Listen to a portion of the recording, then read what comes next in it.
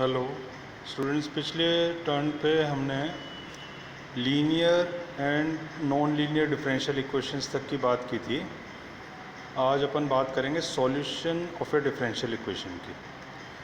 तो solution of differential equation जो होता है उसको कुछ इस तरह डेफिनेशन तो एग्जैक्टली क्या है, इसकी डेफिनेशन तो नहीं कहना चाहिए, यूँ कहना चाहिए कि क्या समझें कि डिफरेंशियल इक्वेशन का सॉल्यूशन क्या होता है। तो वो इस तरीके की कोई चीज़ होती है कि a solution of a differential equation is a relation between the dependent and independent variables not involving the differential coefficients such that this relation is not the derivation obtained from it derivatives obtained from it। तो मतलब ये निकला कि एक solution जो differential equation का होता है वो एक रिलेशन होता है किस किस के बीच में, डिपेंडेंट वेरिएबल और इंडिपेंडेंट वेरिएबल्स के बीच में।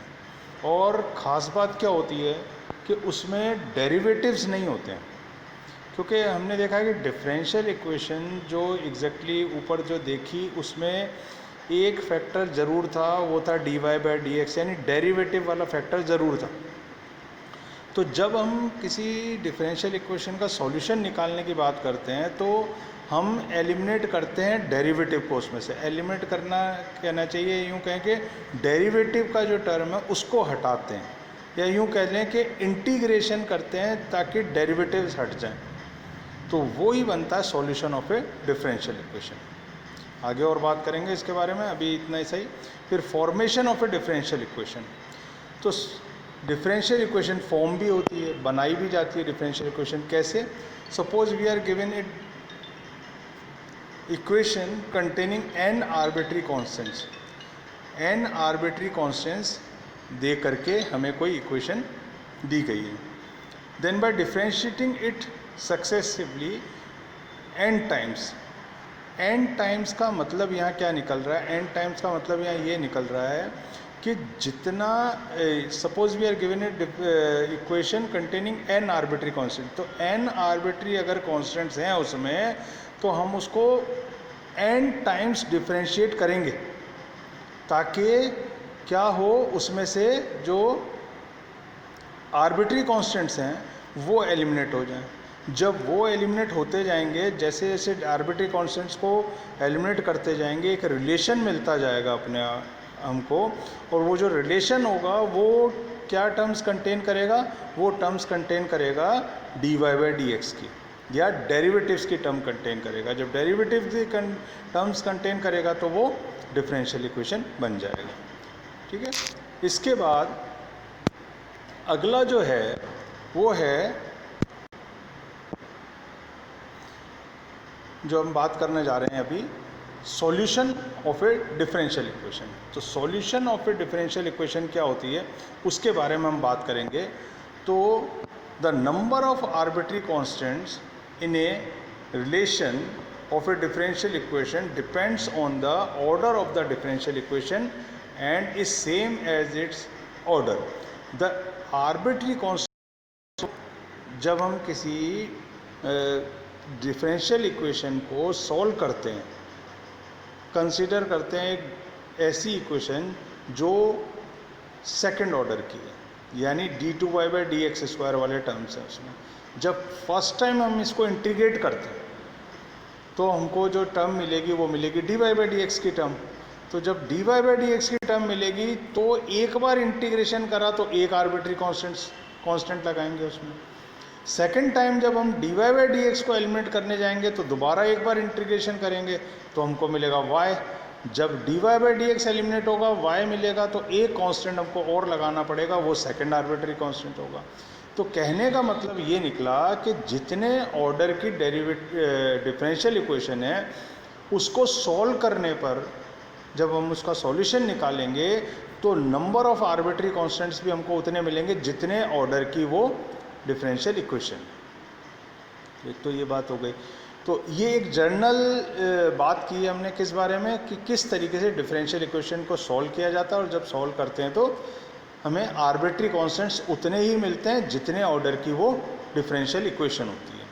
उसके बाद तीन तरह के सॉल्यूशंस की बात हम करेंगे यहाँ पे, general, particular and singular solution. तो पहले सॉल्यूशन की बात करते हैं जनरल सॉल्यूशन। तो जनरल सॉल्यूशन की डेफिनेशन क्या होती है? A solution which contains a number of arbitrary constant equal to the order of the differential equation is called the general equation or general solution or complete solution of the differential equation। तो क्या कहा गया है इसमें कि a solution which contains a number of arbitrary constant equal to the order of the differential equation, एक solution ऐसा differential equation का जिसमें नंबर ऑफ आर्बिट्री कांस्टेंट्स उतने ही हैं जितना कि डिफरेंशियल इक्वेशन का ऑर्डर है, तब हम उस सॉल्यूशन को नाम देते हैं जनरल सॉल्यूशन या complete solution of the differential equation. ठीक है। उसके बाद अगला सॉल्यूशन है पर्टिकुलर सॉल्यूशन। तो पर्टिकुलर सॉल्यूशन क्या होता है? A solution obtained from the general solution by giving particular values to the constants is called the particular solution. तो पर्टिकुलर, जैसा कि नाम से ही पता है, पर्टिकुलर विशेष समाकलन। तो कैसे मिलेगा? जब जनरल सॉल्यूशन हम किसी इक्वेशन का फाइंड आउट करते हैं तो आर्बिट्री कांस्टेंट्स उसमें होते हैं। अगर मान लो dy बाई डी एक्स में इक्वेशन है, यानी फर्स्ट ऑर्डर की इक्वेशन है, तो जब हम इसको सॉल्व करेंगे तो एक आर्बिट्री कांस्टेंट कुछ भी, जैसे अपन ने कहा C1 मिला, तो वो होगा आपका जनरल सॉल्यूशन। जब हम इस C1 को कोई पर्टिकुलर वैल्यू देंगे, जब C1 को कोई पर्टिकुलर वैल्यू देंगे, तब जो सॉल्यूशन हमको मिलेगा वो सॉल्यूशन कहलाएगा पर्टिकुलर सॉल्यूशन और पर्टिकल इंटीग्रल। जैसे एग्जांपल लिया है y is equal to a e to the power 3x plus b e to the power -2x is a general solution. ये एक जनरल सॉल्यूशन है। क्यों? क्योंकि इसमें a और b दो आर्बिट्री कांस्टेंट्स हैं। तो नेचुरल है, अगर हम इसको पीछे चल के देखें तो हम समझ पाएंगे कि ये एक ऐसी इक्वेशन है जो d3y by D x square form की रही होगी, क्योंकि इसमें दो आर्बिट्री कांस्टेंट्स मिल रहे हैं हमको। कौन कौन से? a and b। तो ये जनरल सॉल्यूशन है। और दूसरा y is equal to 5 e to the power 2x is a particular solution. ये एक particular y is equal to e to the power 2x, a e to the power 2x, या a को अगर हम value दे दें 5 और b को value दे दें 0, तो हमें एक सॉल्यूशन मिल रहा है y is equal to 5 e to the power 2x। तो इसका मतलब ये हुआ कि हमने जो दो आर्बिट्री कांस्टेंट्स हमारे पास ओरिजिनल सॉल्यूशन में थे, जनरल सॉल्यूशन में थे, उसमें हमने वैल्यू क्या दी? पहले तो b को वैल्यू दी 0 और a को वैल्यू दी 5। तो एक सॉल्यूशन मिला y is equal to 5 e to the power 2x। तो ये बना हमारा पर्टिकुलर सॉल्यूशन और पर्टिकुलर इंटीग्रल। थर्ड सॉल्यूशन है, इसके बारे में मैंने पहले भी 2 लेक्चर ले चुका हूँ, पूरा विस्तार से हम लोग बात कर चुके हैं इस बारे में। तो यहाँ पर इसको शॉर्ट में लेंगे, जस्ट एग्जांपल के तौर पे हम पर इसको कंसीडर करेंगे कि क्या एक सॉल्यूशन और होता है जिसको कहते हैं सिंगुलर सॉल्यूशन। तो इसकी डेफिनेशन आपको बहुत ध्यान से याद रखनी है, ऐसी एग्जाम में आती भी होगी डेफिनेशन इस तरीके की कि व्हाट इज सिंगुलर सॉल्यूशन। तो एक solution which can not be derived from the general solution. आप ध्यान दें इस बात को, मैं क्या कह रहा हूँ कि एक सॉल्यूशन ऐसा जो कि डिराइव नहीं किया जा सकता, किससे? जनरल सॉल्यूशन से। जनरल सॉल्यूशन से हम पर्टिकुलर सॉल्यूशन डिराइव कर रहे हैं। जैसा आपने ऊपर देखा कि जब y इज इक्वल टू 5 और b इज इक्वल टू 0 दिया, तो जो हमारे पास ओरिजिनली जनरल सॉल्यूशन था उसमें हमने a और b को पर्टिकुलर वैल्यू दी। जब पर्टिकुलर वैल्यू दी तो पर्टिकुलर सॉल्यूशन मिला।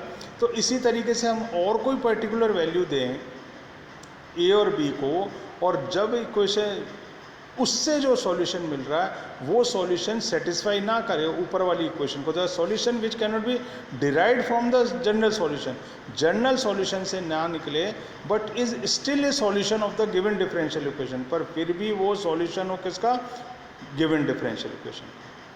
तो शॉर्ट में बात समझने की कोशिश करें कि क्या जनरल सॉल्यूशन से डिराइव नहीं किया जा सकता, फिर भी वो सॉल्यूशन है डिफरेंशियल इक्वेशन का, तो वो सॉल्यूशन कहलाता है सिंगुलर सॉल्यूशन। तो एग्जांपल है x square plus Y square is equal to a square is a singular solution of the differential equation जो नीचे लिखी हुई है, and such that it can not be derived from the general solution. जब ऊपर वाली equation को हम सॉल्व करते हैं y is equal to x dy by D X plus a under the root 1 plus dy by D X का whole square, तो हमको जो इसका सॉल्यूशन मिलता है वो मिलता है y is equal to C X plus A under the root 1 plus C square. पर जो दूसरा सॉल्यूशन है वो है X square plus Y square is equal to A square plus, पर ये वाला जो सॉल्यूशन है डिफरेंशियल इक्वेशन का कौन सा, X square plus Y square is equal to A square, ये सॉल्यूशन नहीं निकाला जा सकता किससे, y is equal to C X plus A under the root 1 plus C square, जो कि एक जनरल सॉल्यूशन है। तो हम c को कोई पर्टिकुलर वैल्यूज़ दे करके X square plus Y square is equal to A square पर नहीं पहुंच सकते, इसलिए हम कहते हैं कि X square plus Y square is equal to A square एक सिंगुलर सॉल्यूशन है गिवन डिफरेंशियल इक्वेशन। तो फ़र्क देखने की बात है इसमें क्या, कि X square plus Y square is equal to A square तो सिंगुलर सॉल्यूशन है, और y is equal to C X plus A under root 1 plus C square क्या है, जनरल सॉल्यूशन। तो दोनों सॉल्यूशन एंटायरली डिफरेंट है। किस फॉर्म में डिफरेंट है कि वैल्यू c को कुछ दे करके हम ऊपर वाले solution X square plus Y square is equal to A square को नहीं प्राप्त कर सकते, जबकि वो भी सॉल्यूशन है। जनरल का मतलब क्या होता है, जनरल का मतलब ये होता है कि ऐसी चीज़ जिससे हम आगे की सारी चीज़ें निकाल सकें। पर जनरल सॉल्यूशन में जब पर्टिकुलर वैल्यू देते हैं किसी आर्बिट्री कांस्टेंट को और हम सोचें कि इससे हम X square plus Y square is equal to A square ऊपर वाले तरीके के डिफरेंशियल इक्वेशन का सॉल्यूशन भी प्राप्त कर सकें, वो पॉसिबल नहीं है, तो वो कहलाता है जनरल सॉल्यूशन। थैंक्स।